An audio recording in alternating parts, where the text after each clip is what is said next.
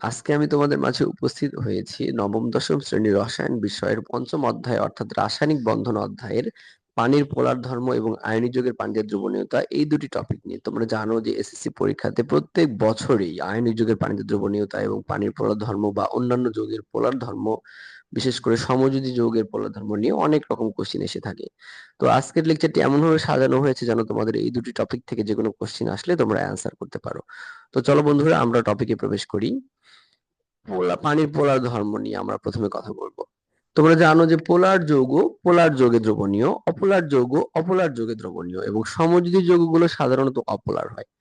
তাহলে খাবার লবণ আয়নিক যৌগ, পোলার দ্রাবকে দ্রবণীয় হবে, পানিতে কিন্তু খাবার লবণ দ্রবণীয় হয়ে যায়। তো এটি আসলে কিভাবে হয়? তার মানে অবশ্যই পানি পোলার যৌগ হবে। তো আমরা আজকে এটাই দেখবো যে পানি আসলে কেন পোলার হয়। যেমন তেলের মধ্যে পানি কেন মেশে না? তেল অপোলার যৌগ, সমযোজী যৌগ, হাইড্রোকার্বন, তেল এক ধরনের হাইড্রোকার্বন, তাহলে এই জন্যই পানিতে তেল মেশে না। কারণ অপোলার আর পোলার মিশবে না। সেম পোলার পোলারে মিশবে, অপোলার অপোলারে মিশবে। যেমন একটা তেলের সাথে আরেকটা তেল কিন্তু মিশে যায়, কারণ দুটাই অপোলার। কিন্তু পানি আর তেল কিন্তু মিশ্রিত হতে চায় না।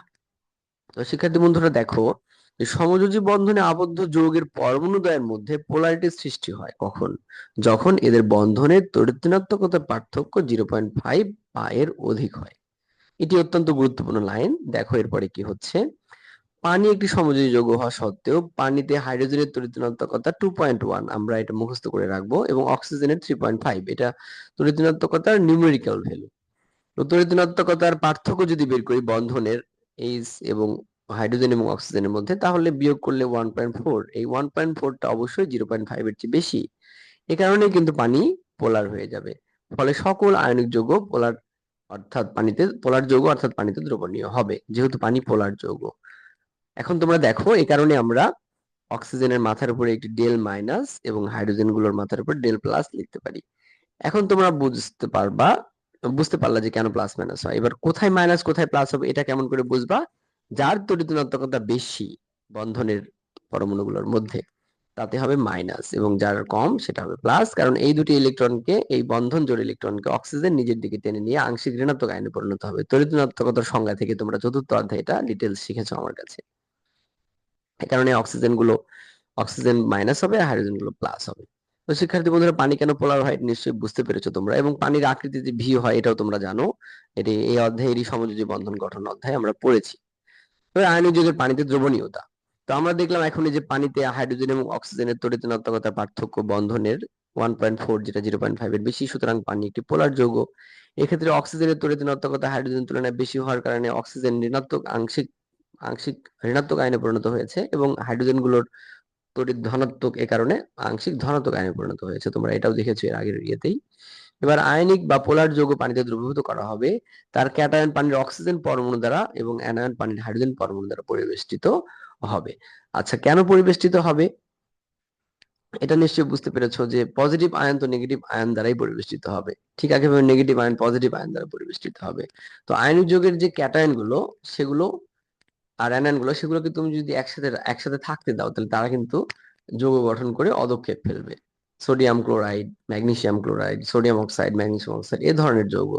কিন্তু যদি আমরা এদেরকে চারিদিক থেকে পরিবেষ্টন করে রাখি, ঘিরে রাখি, তাহলে এরা কিন্তু সেপারেট হয়ে থাকবে আর একসাথে যুক্ত হতে পারবে না। এবং এই ঘটনাটাই পানি করে থাকে। পানি কিভাবে এই পজিটিভ আয়ন এবং নেগেটিভ আয়নকে চারিদিক থেকে ঘিরে ফেলে সেটা আমরা একটা চিত্রের মাধ্যমে দেখি, তাহলে আরেকটু ক্লিয়ার হবে। তোমরা দেখো যে কিভাবে আমরা চিত্রের মাধ্যমে এটাকে উপস্থাপন করতে পারি। সোডিয়াম ক্লোরাইডের দ্রবণীয়তা। তো যখন আমরা পানিতে সোডিয়াম ক্লোরাইড দ্রবীভূত করব, তখন কিন্তু সোডিয়াম প্লাস এবং ক্লোরিন মাইনাস তৈরি হবে। এবার এই সোডিয়াম প্লাসটাকে পানির কিভাবে পরিবেষ্টন করবে? দেখো, পানির অক্সিজেন গুলো সোডিয়ামের দিকে থাকবে, কারণ ওটা অক্সিজেন নেগেটিভ আর সোডিয়াম পজিটিভ, আর হাইড্রোজেন গুলো বিপরীত দিকে অবস্থান করবে। এইভাবে এভাবে একটা সোডিয়াম আয়নকে অনেকগুলো পানির অণু, এখানে 4টি দেখানো হয়েছে, আরো বেশি হবে, আমাদের চিত্রের সুবিধার জন্য এই সংখ্যাটা এখানে উপস্থাপন করা হয়েছে। এমন ভাবে উপস্থাপন করে মানে ঘিরে ফেলবে এইভাবে অক্সিজেন দ্বারা সোডিয়াম, যেন সোডিয়াম আর ক্লোরিনের কাছে যেতে না পারে। ঠিক একইভাবে দেখো, ক্লোরাইড আয়ন যেটা, সেটাকেও পানির অণু হাইড্রোজেন গুলো দ্বারা ঘিরে ফেলবে, কারণ হাইড্রোজেন গুলো পজিটিভ চার্জে চার্জিত। আর পানির যে ভি শেপ সেটা ঠিকই থাকবে, শুধু অক্সিজেনটা অপোজিট দিকে চলে যাবে। এখন দেখো সোডিয়াম প্লাস আর ক্লোরিন মাইনাস কিন্তু পাশাপাশি অবস্থান করতে পারবে না, এবং এভাবেই পানির অণু সোডিয়াম ক্লোরাইড অণুকে দ্রবীভূত করবে। এবারে দেখো অ্যালকোহল কিভাবে দ্রবণীয় হয়। একইভাবে অ্যালকোহলের হাইড্রোজেন গুলোকে পানির অক্সিজেন অণু, এবং অ্যালকোহলের যে আরও মাইনাস অ্যালকোক্সি আয়ন সেটাকে পানির হাইড্রোজেন অণু পরিবেষ্টন করে ফেলবে, এবং একসাথে দ্রবীভূত একসাথে অবস্থান করতে দিবে না, অর্থাৎ এরা দ্রবণীয় হয়ে থাকবে। এবারে ম্যাগনেসিয়াম ক্লোরাইডের ক্ষেত্রে আমরা কি করবো, ম্যাগনেসিয়াম 2+ কে ঘিরে ফেলবে অক্সিজেন অণু পানির, এবং ভি শেপটা ঠিকই থাকবে, শুধু হাইড্রোজেন গুলো উল্টা দিকে চলে যাবে। একইভাবে হাইড্রোজেন দ্বারা পরিবেষ্টিত হবে ক্লোরাইড অণু। এখানে এরকম ছবি দুইটা আঁকবো আমরা এই ক্লোরিনের ছবি, ক্লোরাইড আয়নের, কারণ এখানে ক্লোরিন দুইটা আছে। শিক্ষার্থী বন্ধুরা তোমরা নিশ্চয়ই বুঝতে পেরেছো। এবার হাইড্রোক্লোরিক অ্যাসিড একটি সমযোজী যৌগ হওয়া সত্ত্বেও পোলার, কারণ তড়িৎ ঋণাত্মকতার পার্থক্য 0.5 বা তার চেয়ে বেশি হবে। এই কারণে হাইড্রোক্লোরিক অ্যাসিডও কিন্তু পানিতে দ্রবীভূত হবে, কারণ এটা সমযোজী যৌগ কিন্তু পোলার। এবারে দেখো এটা ওই হাইড্রোজেন প্লাস, যেহেতু এটা অক্সিজেন দ্বারা পরিবেষ্টিত হবে, এবং ক্লোরিন মাইনাস, এর আগে যেমন সোডিয়াম ক্লোরাইডে দেখেছো একইভাবে হাইড্রোজেন দ্বারা পরিবেষ্টিত হবে, এবং পানির ভি শেপটা ঠিকই থাকবে। এভাবে আমরা যে কোনো আয়নিক যৌগের যে ক্যাটায়নটা সেটা এই অক্সিজেন গুলোর মাঝখানে বসিয়ে দিব, আর অ্যানায়নটাকে হাইড্রোজেন গুলোর মাঝখানে বসিয়ে দিব। এই একই ফিগারই বারবার বারবার ড্র করব আমরা। তাহলে খুব সহজেই কিন্তু তোমরা এই যে সমযোজী পোলার যৌগ এবং আয়নিক যৌগ কিভাবে পানিতে দ্রবণীয় হয় সেটা কিন্তু ব্যাখ্যা করতে পারবা। এখন প্রশ্ন হচ্ছে, সকল আয়নিক যৌগ কি পানিতে দ্রবণীয় হয়? এটা নিয়ে আমরা একটু আলোচনা করব। সোডিয়াম, পটাশিয়াম, অ্যামোনিয়ামের সকল লবণ এটা কিন্তু পানিতে দ্রবণীয় হবে। যেমন sodium chloride, potassium chloride, ammonium chloride, মানে অ্যামোনিয়াম, পটাশিয়াম আর সোডিয়াম যুক্ত যত লবণ পৃথিবীতে আছে সবাই কিন্তু পানিতে দ্রবণীয় হবে। সকল নাইট্রেট লবণও দ্রবণীয় হবে। নাইট্রেট যুক্ত যে লবণগুলো সবাই পানিতে দ্রবণীয় হবে, এগুলো একটু মুখস্থ করে রাখবা।